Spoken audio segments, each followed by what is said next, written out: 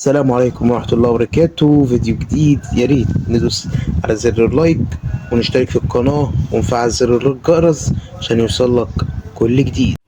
أنا عمري ما كنت مؤمن بالحاجات دي لحد الليلة دي بالذات. الموضوع بدأ لما سافرت البلد عند جدي بعد سنين طويلة ما شفتهوش بقالي فترة. رحت البيت القديم ببص عليه، جدرانه مشققة وريحة الرطوبة مليانة في المكان كله.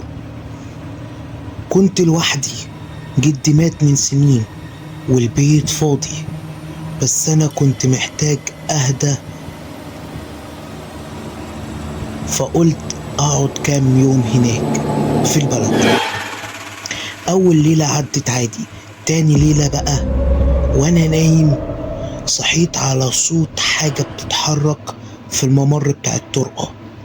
افتكرت قطة، بس لما سمعت الصوت تاني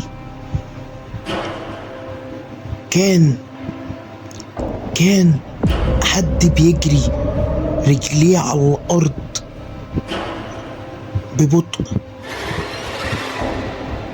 قمت فتحت باب الأوضة، مفيش نور، مفيش غير ضوء خفيف جاي من القمر من الشباك اللي في آخر الممر. وأنا ماشي ناحية النور حسيت بنفس سخن ورايا وورا ودني، حرفيا كأني حد بيهمس باسمي أحمد.